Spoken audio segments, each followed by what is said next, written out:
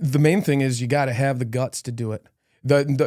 Something that I teach if I mentor younger sporting officials is blow the whistle, dude.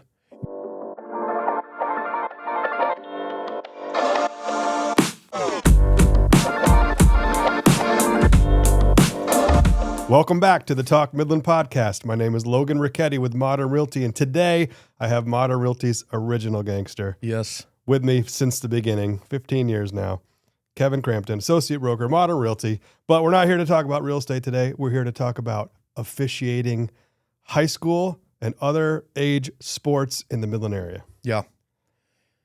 Yeah, so I've been officiating since 2016. I just completed my 10th year for both of my sports, and I'm a third generation. A lot of people know the Cramptons. My family's been officiating in the MHSAA since the 60s, most notably my uncle Brad, who is a collegiate official, and he's been doing it for almost 50 years. And then my son is a fourth generation through a legacy something called the Legacy Program in the MHSAA. So we've been doing it a long time. I saw a picture of your son, you, and somebody else. What was that? That's my uncle Brad. That's my dad's brother. Yep. That's pretty wild. Yeah. You might not know this, but when I moved back into town, before I started selling real estate, which is where we met, I got a job as an umpire with the softball. Yeah, you told me about that. And let me tell you something. The money was good, but it was tough. Yeah. It was really tough for me. I had never been in that environment where I was the one calling the shots and getting the feedback when I made a mistake or any of that stuff. And it was very, very hard for me. In fact, it was probably my motivating factor to become successful in real estate because I didn't want to keep doing that. Yeah. What's it like? Let's just start from the beginning, okay? Because one of the things I've realized over the last couple of years is there's a pretty big shortage in referees and umpires in youth sports. Is that still the case? Yeah, that's the case. And also the average age of the average official is getting older and older. It's an art that less and less people are interested in getting into for obvious reasons. It's not for the faint of heart. I mean, you have to be able to take that instant feedback, and trust me, when you're doing that job, most of the time we're right. most of that feedback isn't right, but we know when we're wrong, and we wish that there was something we could do about it. Nobody feels worse than us, but we have to just keep it moving. We have to just keep going, and so yeah, the officiating shortage is being exacerbated by a lot of different factors, but unfortunately, I don't know that is going to change anytime soon. The biggest thing that I worry about is the average age of officials, because eventually, that's going to cause a huge problem.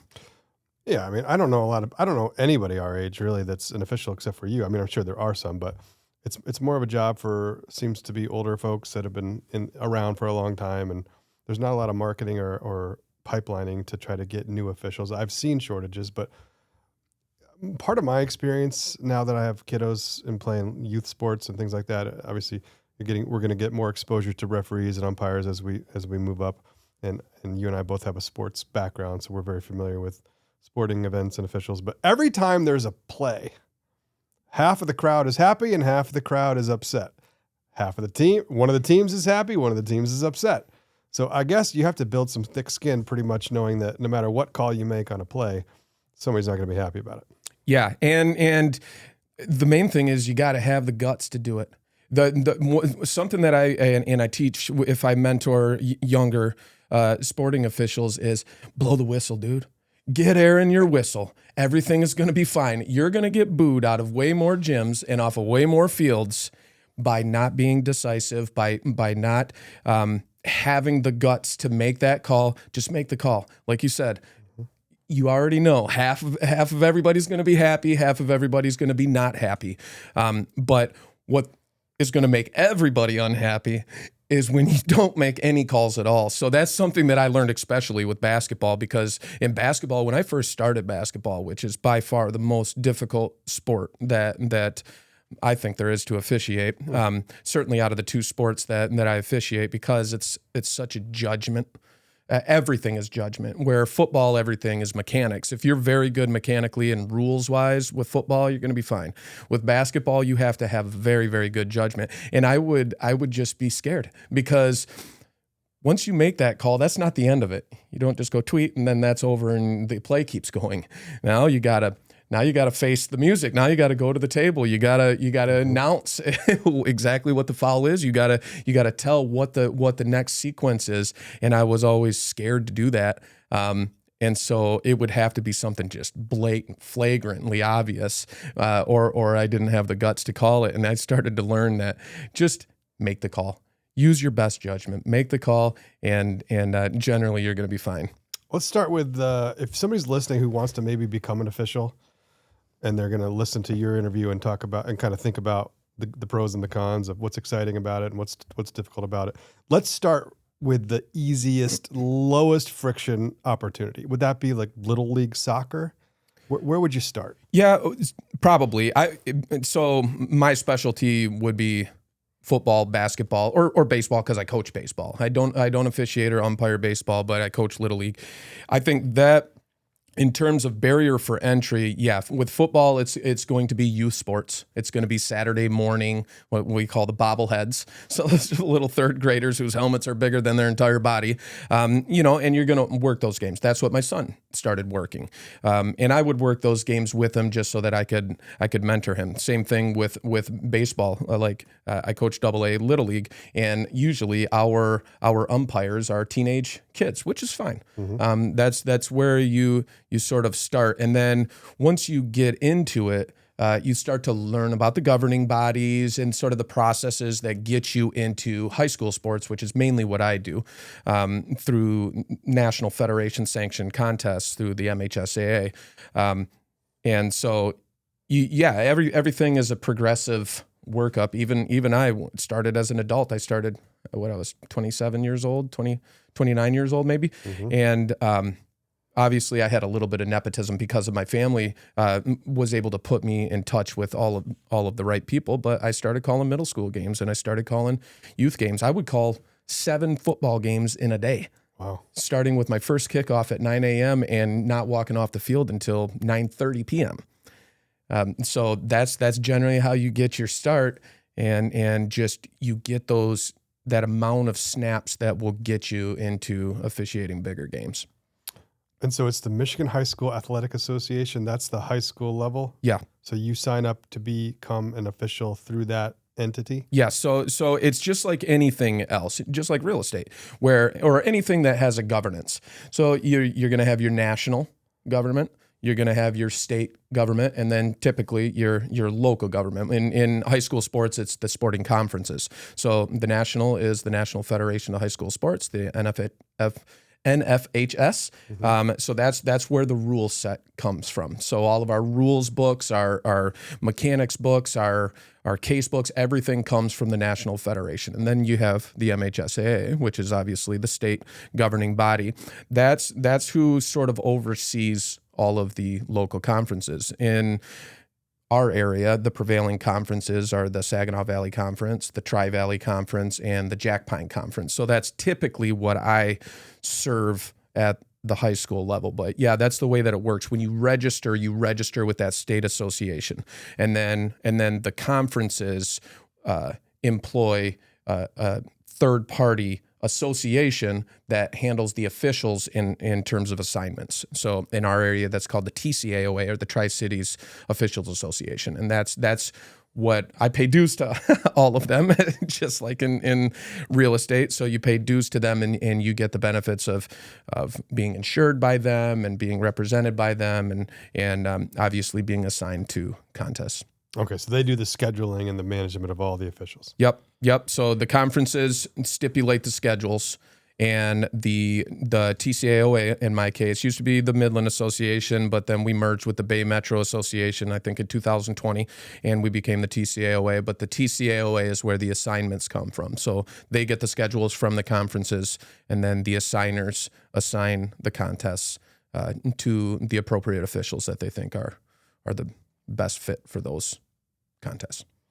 All right, well, walk us through the lineup of a high school football game officiating crew, because I've watched a million football games. I played a little bit, but I don't understand the referee versus the line judge. There's a bunch of different roles and positions, right? Just like on a baseball field and whatnot. Take us through the basics. Yeah. So with football, actually, this is what I love the most about officiating football is that essentially you have a team. Every official on that, we call it a crew. So every official on that crew works a position, and every position has its own assignments, pre-snap assignments, areas of observation, what we call key matchups. So that's the way that it works. So in football at the high school level, typically you're going to have a 5-man crew or you're going to have a 7-man crew. So, and it goes by the conference. Every conference is a little bit different in terms of what they want to pay for officiating on a night-to-night basis, and also the level. So junior varsity to varsity is different. Generally, you're not going to have a 7-man crew on a junior varsity football game.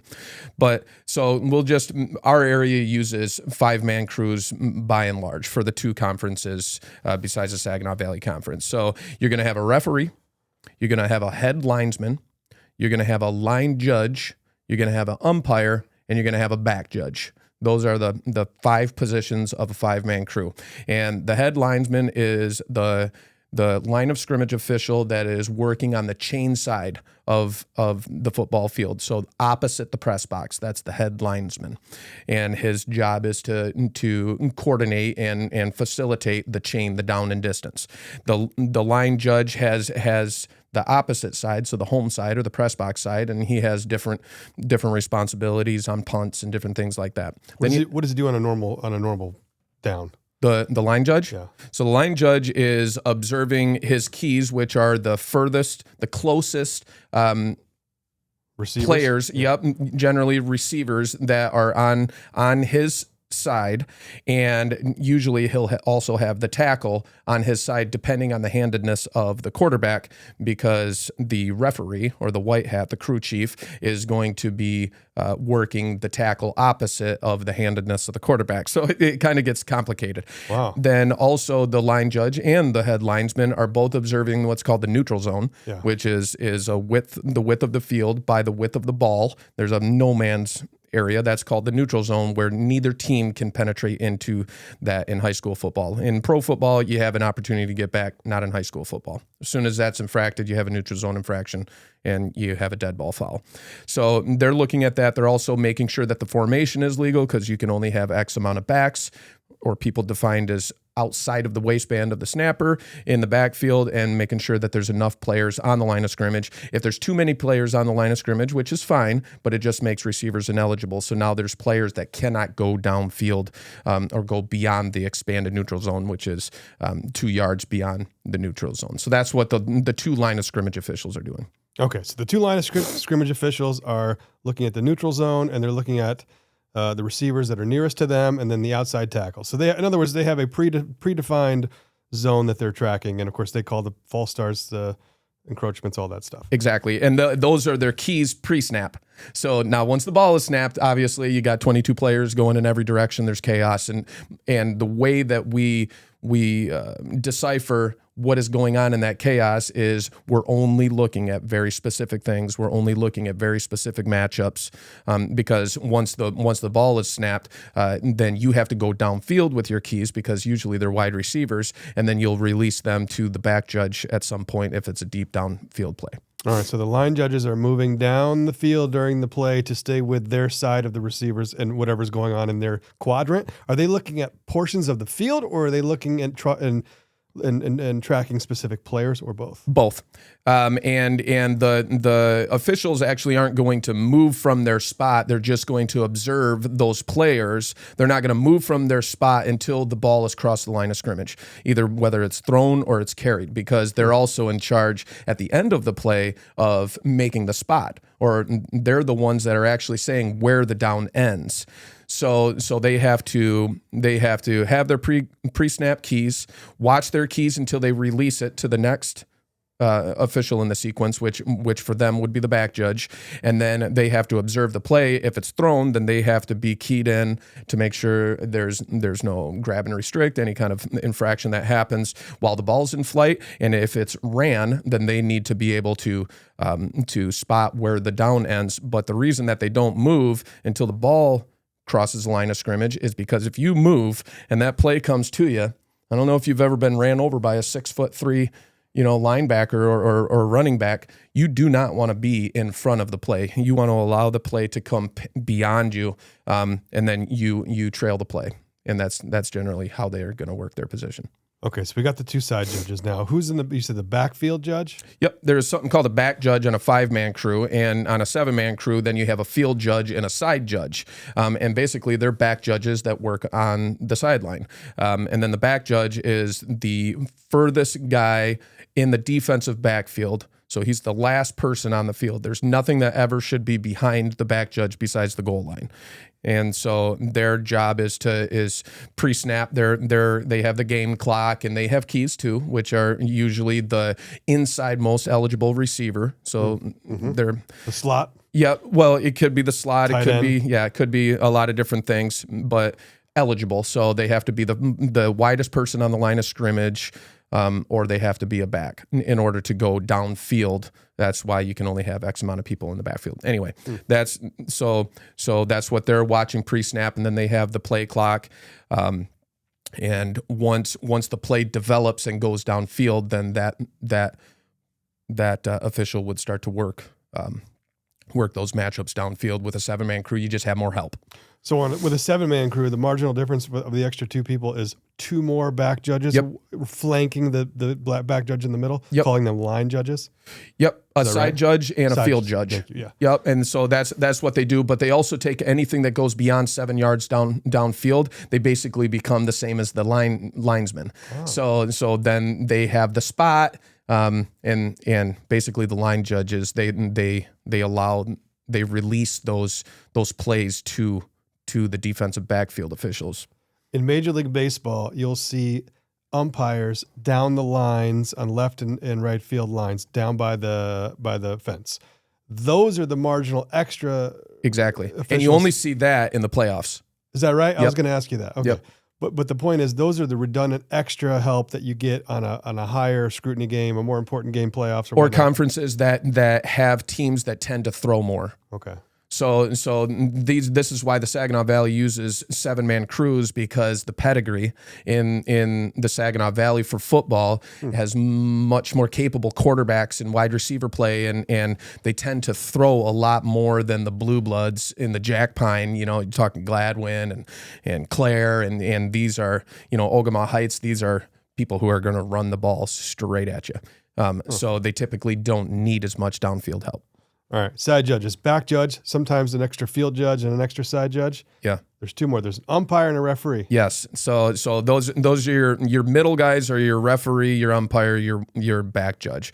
So, and then the other ones we call wings. So the umpire is the official that most people see the most, because they're the only person who's standing in the middle of the play. The objective of the umpire is to have an official with a perspective from inside the play. We call it working from inside out. So they're the only person who has things happening behind them, to the side of them, in front of them, all around them. And they're standing generally right behind the defensive linebackers. And their pre-snap keys are, we call it guard, center, guard. So you have the 2 guards in the center, interior line, pre-snap. So any kind of flinching, anything like that. This is why an umpire typically will not even have a whistle in their mouth, because almost never are they going to actually blow their whistle. And then once the play develops, then they stay guard, center, guard until the play goes away from there. So they're looking for holds, they're looking for face mask, anything that's happening on the interior line. And then once the play develops away, their job is to maintain the perspective from the inside out. So they follow the play. So if the ball's ran, if the ball's thrown, they turn and they release to go with it. And that's what the umpire's doing. So that's their role. Then the referee is the crew chief. You'll notice that all of the All of the officials are wearing black hats with white piping on it. The referee wears a white hat. And the reason that the referee wears a white hat is so that they can be easily identified by the press box. So the press box, everything that's happening on the field is relayed to the press box by the referee. So on my crew, I'm the referee. So I'm the crew chief of that crew. So whenever one of my crew members has a foul or something, they come to me, they tell me exactly what it is. It's my main role, even though I have all the same amount of pre-snap, post-snap, all that stuff. My main role is I have to know the rules better than anybody, and I have to know the enforcements because the enforcements are coming from me. So my crew's job is to tell me what happened, and then I will typically ask him a series of questions. Was it during the live ball period? What, was he down before it happened? Whatever. And then they feed me, they answer my questions, feed me the information. I arbitrate the proper enforcement, and then I make that announcement to the press box and to the crowd so that everybody knows what's happening. And then my crew, while I'm making that announcement, is generally setting the ball, moving the chains, doing whatever is going to happen so that when I'm done with my announcement, I can blow the play ready for play and we can keep it moving. So as the referee, do you have the ultimate decision-making authority over whether to call the penalty or to pick it up? Yeah. I mean, at the end of the day, I can essentially pick up anything. I never would. I trust my crew, that there's a reason that they're there. There's a reason that we work together. There's a reason why I selected them to be on my crew. And we work very hard. And I know these guys, they're like family to me. I trust them. I would never pick up one of their flags unless they were just categorically wrong. Uh-huh. If they came to me and they said this happened and it's just didn't happen. Well, not that it didn't happen, but it's not a penalty. Okay. Or it's not an infraction. It's not a foul. We'll talk about it, and that might be a scenario where I pick it up. But if they come to me and they say holding number 22 in white, we're going to turn and announce it to the. What if two of the crew members disagree on a call? Like there's a 7-man crew and there's a throw down the line and one crew member sees pass interference, one doesn't. That's a good question. It's going to go to the primary. I'm going to default to whoever's primary it was, and they're going to have the final call. So we have primaries and secondaries. So if you're the primary official, it is in your zone. You can have somebody else that's also watching that from a different perspective, and they can bring you information. But at the end of the day, if I have two guys coming to me and they both got something, let's say I have a wing official that's coming to me, but the play's downfield, the back judge has a pass interference on it. We're going to talk, the three of us. I'm going to allow the wing to feed him whatever information he wants to. But at the end of the day, the back judge is going to tell me what we got, and then I'm going to figure out what the enforcement's going to be, and then we'll make the announcement. So in high school sports, middle school sports, all these different levels of sports that you umpire and referee, you're the crew chief, meaning you work with typically the same group every game, and unless there's somebody who has a night off or is sick? Every Friday night. So with and this is only talking football. Basketball is much different, but with football, every Friday night we work with the same crew. And once you have a well-established crew, a lot of the time you'll work your Thursday night game with your crew as well. But you do work with other. Not every game is officiated with a crew. However, most people specialize in one position. So I am a referee. So almost every game that I officiate, not all, but almost every game, I'm assigned as the referee for that game. I was a back judge by trade for many, many, many years until I became a referee. So I might be assigned as a back judge on a game, but I can work any position. But most guys specialize. So the assigner's job is for every game to find an umpire, a head linesman, a line judge, a referee, and a back judge. And that's sort of the way that it works. But every Friday, I already have my entire schedule for this coming year since February, and games start in August. You ever get nervous before a game? Yeah, I do. Especially with basketball. But I called a huge game in the playoffs this year, Traverse City Central versus Traverse City West, where they had just played each other a week prior. It was a district round of the playoffs. They had just played a week prior. It went to overtime, and one team won 21-20. So we get them 7 days later. It's Halloween night. There's 10,000 people there. It was a huge game in a huge stadium for a high school stadium, and driving up there for sure. I know that every camera in the area in northern Michigan is going to be there. This is a big game, and it was a great game. It turned out to be just as good. It ended on a blocked field goal with no time left on the clock. For the team that lost the week prior won. But it was a lot of fun, and I would say nervous, but excited, nervous. So just in my mind, I went into that game with a phobia. I always say a phobia of unforced errors.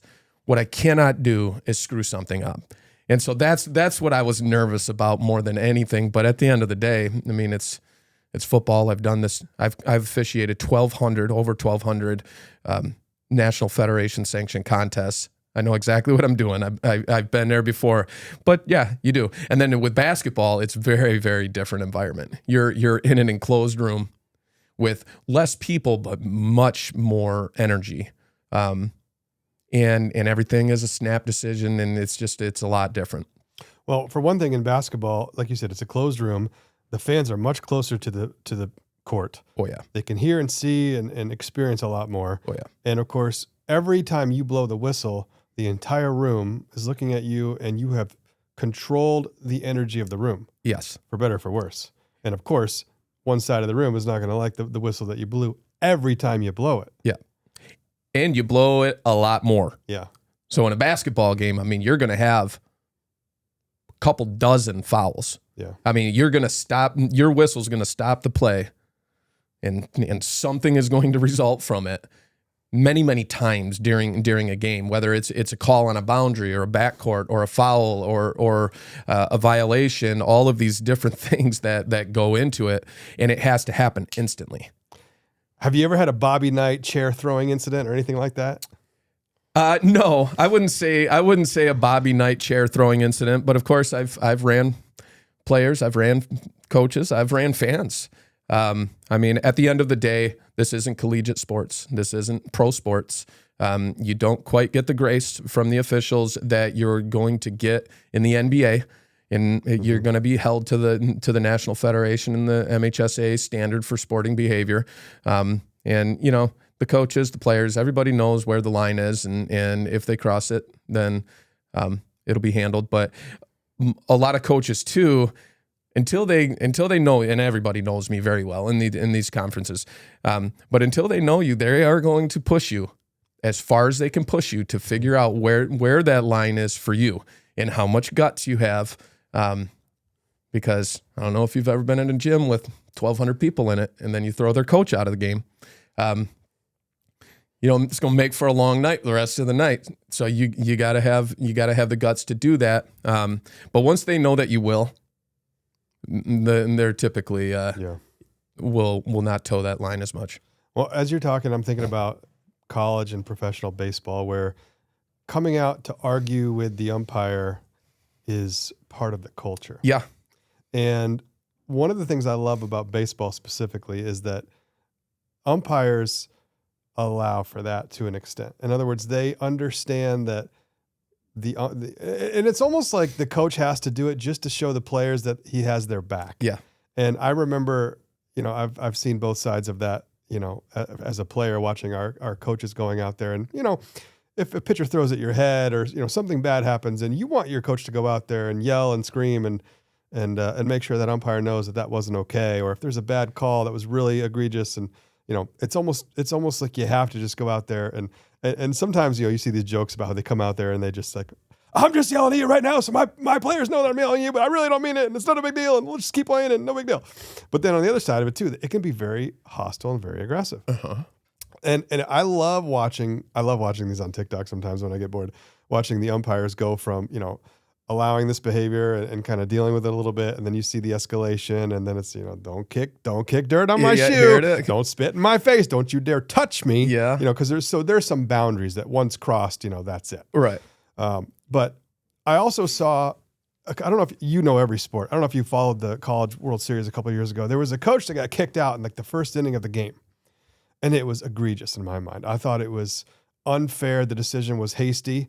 And that college championship game or one of the best out of 3 games, they didn't have their coach for the whole thing. And I thought that was a disgrace, frankly. Not a disgrace, but I thought it was a poor decision by the umpire to chuck the coach that quickly. Do you know what I'm talking about? Yeah, I think was it the Florida game? I'm not going to remember the details. I just remember, we'll have to go back and look, but I just remember. I think I remember what you're talking about. And a player was ejected prior to the coach being ejected, if it's what I'm thinking.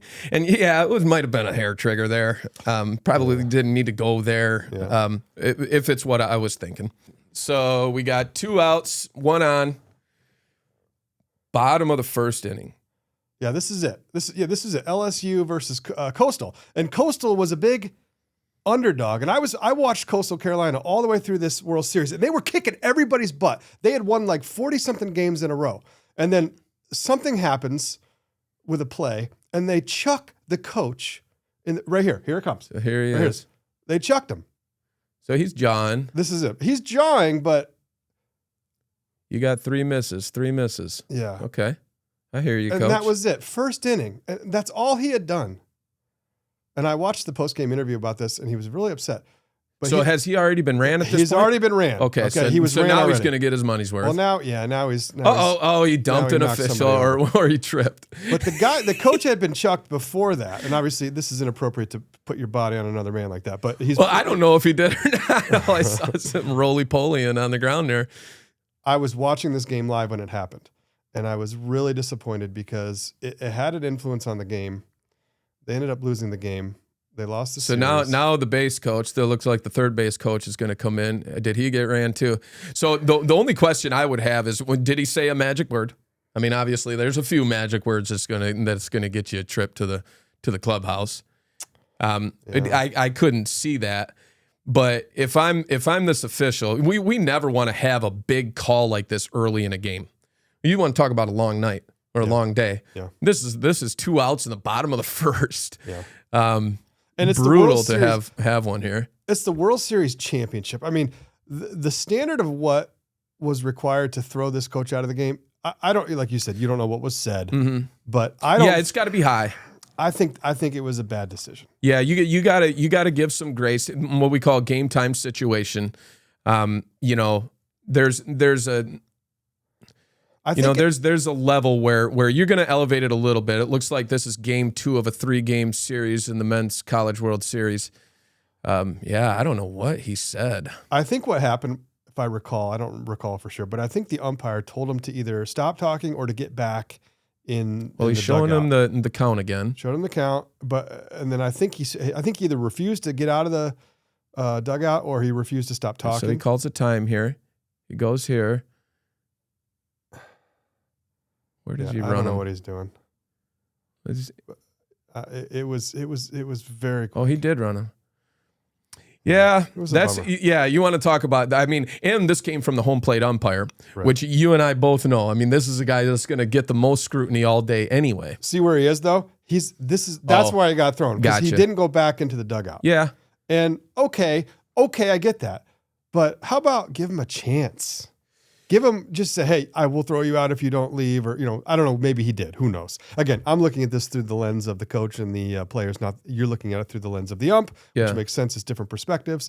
And of course, these are very, very highly qualified umpires. So I assume that they didn't make a judgment mistake. He probably did it to the letter of the law. But this is just a good example of officiating having a major impact on a wildly important contest. So yeah, and yeah, you're always going to second guess yourself whether or not you handled it right. But yeah, he's got to go back to the dugout once he's instructed to get back to the dugout. But it's one of those things where maybe you can just wear it if you're the umpire until the dead ball period between the innings, and then you can have it out. Yeah. And then everybody's not looking at you. So that's, that might be what I would do if it's a basketball game and I got a coach and he's right on the line and I want to keep him there. I'll wait until a dead ball. Or I'll say, Coach, just let's get to a dead ball period. You could say your piece. I want to keep you here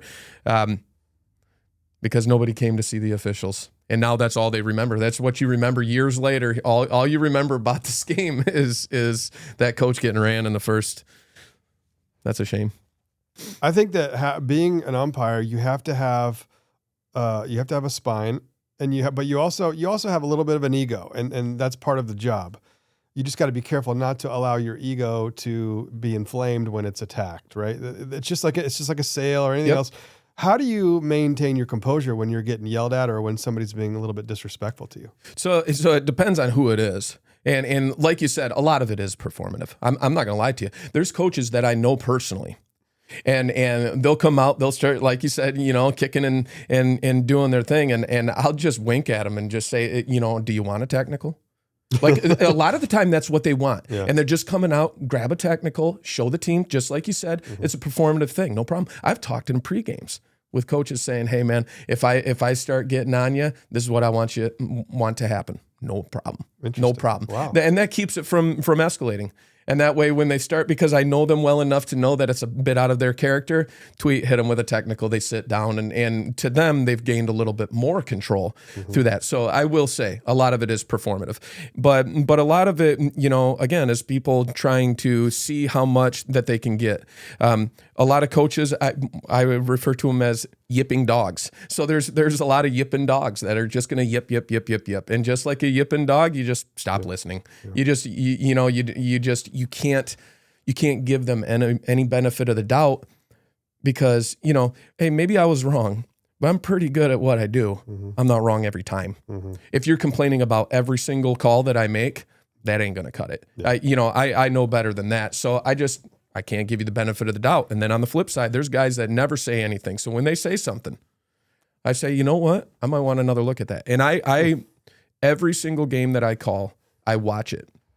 Part of me accepting any assignment is me accepting the film study that comes after it. Really? Every single game. Every night I will call a varsity basketball game or a varsity football game. I will get home at 9:30, 10 o'clock at night, depends on where I'm at, and I will be up until midnight. And I cut clips out, I send them to the crew, I send my comments. I want another look at least a half a dozen things in every game. Wow. And I send the clips to the crew. We discuss them. We talk about them. And it gets us into the rules books. It gets us into the case books. Like, did we handle this according to the Federation guidelines or what have you? Because frankly, one of the worst perspectives to actually see the play is on the field or on the floor. And a lot of the time, getting that bird's eye view will show us what actually happened. And so, yeah, I do that. I do that with every single game. I took the girls to a high school football game this year, a couple actually, and that was really exciting for me as dad because I get to watch high school football, which I love. And it's cool to see my little baby girls, 6-7-year-old girls, learning about football and getting interested in the idea of a touchdown and a punt and, fourth down and all these different things. And then I look back behind me, and I love our community. I love it very much. But I look back behind me, and I hear some people yelling at the umpires and not being very respectful, both to the umpires and also around my daughters. And I found myself having some elevated feelings, if you will. Yeah. I wonder, my question to you, I know how I felt in the stands and what I chose to do about it, but I'm wondering what you do about it when fans are being unruly, because that's different than coaches complaining about calls, which is part of the dynamic. Yeah, so a fan is very seldom going to get my attention, my reaction. When it's a Friday night, and I'm on a football field, I'm plenty busy. I'm not worried about what the fans are saying or thinking. I got work to do. So you're saying you don't really hear them? Oh, I hear them. We can hear them, and especially in basketball, they're right in your pocket. We can hear them, but most of it is so absurd.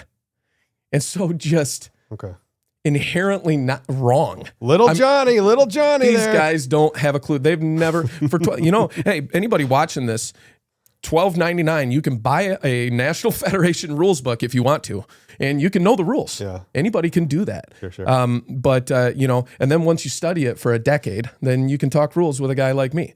But they're not going to get my attention, but there are lines, any vulgarity. In a high school basketball gym, if you direct vulgarity at any of the student athletes or myself or my partners, you will not be observing Gotcha. the end of the game. So that's the standard. That's the standard. Or if you attempt to interact with me in any way, physically, or try to come on the floor, or anything like that, you're gone. I had a boundary call where the ball went out of bounds, caught by somebody in the stands, and they whipped the ball as hard as they could at me. Instead of just, tossing it back onto the floor, they stood up, baseball chucked it, and threw it at me as hard as they could. They did not stay. And then they refused to leave. I'm not going to say where it was, but they refused to leave. 12 minutes later, the police show up and they were escorted out. We don't want to do that. We don't care about who's there or anything. And we don't want to be the center of attention in any way. Right. We want everybody to get what they came for, which is to watch the student athletes put on, show their skills. Our objective is to stay out of the way and just be fair and unbiased and consistent. And I mean, that is our objective, whether people believe it or not. All right, we've talked about the hard parts. Let's talk about what's fun about officiating, because you've been doing it for 10 years and there is some fun to it. It's something that other people should consider, right? We've talked about all the things that are tough about it. Yeah. And also we're talking about a little bit higher stakes officiating right now, like high school football and high school basketball. That's about as high as you get before you go into the collegiate level. Yeah. Let's talk about somebody listening who we've already scared them to death. Yeah. But let's try to convince them that they should do it. Yeah. So the first thing is what obviously my family's been doing this a long time, but the reason I got into officiating is, if you remember when we met each other, I coached youth football, and so my godson who I would coach his football teams, he sort of progressed into high school football and off he went, and I was sort of done. But people like me, people who love sports, truly believe in the benefits of youth sports and what it teaches and how it builds character and all of the inherently good things that come. And there are bad, but there are a lot more good.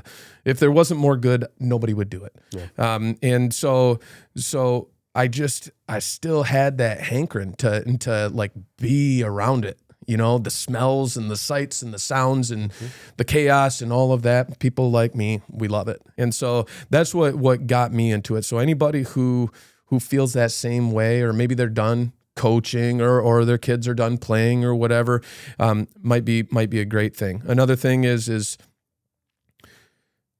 it is hard to describe the excitement of the Friday night lights being between the boundaries. Going to a game, that's fun. That's fun. The pageantry of it, all of the, the school pride and everything, and every town, these little towns. Jack Pine Conference is full of these towns where obsessed with their high school sports. Yeah. Where, you go to Gladwin and every single buddy in town, they go to the football game. You go to Clare or any of those, and that's true for everywhere.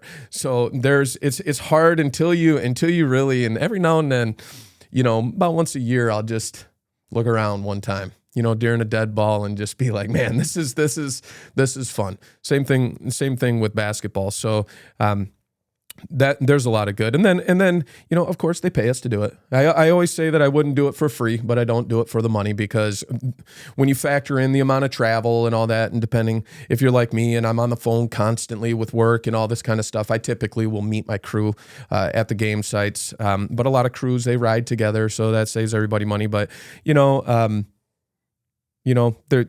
can make some money. For my son, who's a junior in high school, I mean, none of his friends are making the kind of coin that he does during the fall, when, he can easily make $400 to $600 a week working football games. Yeah, it's not really a full-time job, but the money ain't bad. I remember doing 1 or 2 softball games on a weekend and making, $70, $80, $100 back then. I don't know what it is now, but it's about $100 a game. Yeah. About $125 for a football game, and then about $115 for a basketball game. Yeah, I mean, you're not supporting your family on that, but it's extra income, and you get to do something you like. You stay in shape because you're running down the field all the time. Your mind stays sharp because you're constantly learning the rules. You're constantly engaged in the game, and you get a lot. I assume that you get a lot of fulfillment out of just being close to sports as you get older and you're no longer playing. Yeah. Another thing, and now that we're talking about this, a very, very unique perspective that I've had the privilege of having is I'm at the point in my my officiating career where every single player at any level, I've been officiating them as long as they've been playing. Wow. So a lot of my friends' kids or kids that I only know through this, I've watched them grow up. Since they were bobbleheads, all the way up to sometimes the state championship and becoming champions at the highest level in high school sports for basketball and for football. It's a very, very unique thing that I think about a lot. And players and even some players now are partners of mine that I called them when they were 10 years old, playing whatever youth basketball or football or something like that, and now they're officials and working together. And there's a couple of guys that I remember when I played Mayfield as a sixth grader that were officials in my game that are now my close friends. So that's another very unique thing that's unique to, I think, sports coaching as well, because there's kids that I've coached that are now like, referral partners in business. And so that's unique as well. Yeah, hopefully some of these kids are buying houses with you someday. Yeah. Well, I've represented tons of other officials and coaches over the years. And that's cool. And so, yeah, you do. You formulate relationships, same as anything else. But, the relationship part is a really inherently good thing.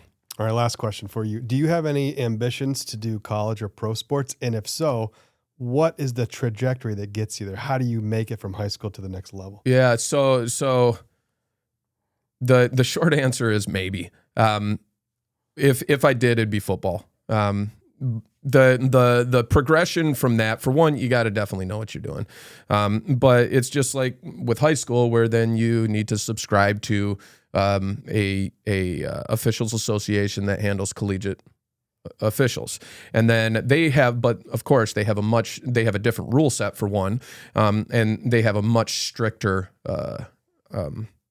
minimum standard for who's going to actually make it to that level. And then of course you start in a lot of cases what we call JUCO or junior college, and you'll work those type of games. And then there's the GMAC in this area, there's the GLIAC in this area, and that's sort of D2, and then MAC would be the closest D1 conference next to the Big Ten.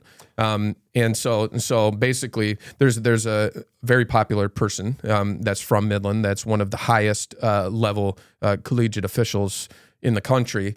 And he's also somebody that I would consider to be a friend. He's a great guy. I've worked several games with him, and he's a great partner even at the high school level. And he sort of told me his story, and you start in the preseason and they watch you work and you're doing scrimmages and that kind of thing, and then you might get contracted to do one or two games in a particular conference for that year. So you'll still work high school and you'll get your couple of collegiate assignments, and then you might get he was telling me that he had his second year, he had 3 GLIAC assignments and 2 MAC assignments. Cool. So and then that got his foot in the door, and of course one thing led to another, and now he's a Big Ten crew chief, officiating college football playoff games, and some of the biggest games in the country are entrusted to him and his crew. Well, if anybody wants to reach out to you to either learn more about becoming an official or about buying or selling a house in Midland, where would you send them? They can contact me directly. Where the easiest place you can find me is on Facebook or any kind of social media. I'm pretty active. Or you can email me at kevin@modernrealty.us. I love talking sports. You know that about me. I love talking officiating. I love mentoring younger officials. So anybody that's looking to get into it, you can count on me. My association knows me well enough. I can put you in touch with all of the people that you would need to be in touch with to sort of move up the ladder, be exposed to the elite officials, because proximity is everything. So obviously you make friends with the guys like I was just talking about, and you're being exposed to that elite. There's a lot of beer money guys too, and unless you get hooked up with the right guys, you tend to end up getting hooked up with the beer money guys. But anybody can contact me anytime. I have people all the time will will text me on Facebook or whatever, just a rules question, something they saw or whatever. Anybody can always do that. I'm always happy to answer. And you also follow your story a little bit about preparing for games and going to games and on your social media, TikTok. Yeah. What's that? TikTok, any kind of short form content. So everything that I post in terms of short form, I post on TikTok. I post on Reels and YouTube Shorts. But yeah, sometimes people don't understand the degree of what a good official is going to give their kids. And sometimes I like to show people just so that they know that if I was on the floor for your kid's basketball game or for their football game, you can say whatever you want about my judgment. That's fine, because I'm not right all the time. But I want them to know 100% they got every ounce of my effort, every ounce of my preparation. That when I took the floor, I took the field, that I knew exactly what I was doing. I prepared specifically for their contests. And I took it seriously. I didn't go out there. I'm not looking for $100 bill. I went out there. I wanted to give everybody a fair shake. I wanted to teach the kids. And so that's the sentiment. And that's what I try to do with that social media content, is to sort of show people, what truly goes in. So, you're razzing the official or whatever, you think whatever you think. You don't realize that we're all human beings. I cut off of work early. My Kirsty gets all my stuff ready for me, and all of the sacrifice that my family puts in, because I work a very demanding job, come home, stuff my face with dinner, pack my bags. I'm on the road for an hour. Then I'm calling the game. I come home. I smooch everybody. They're already in bed.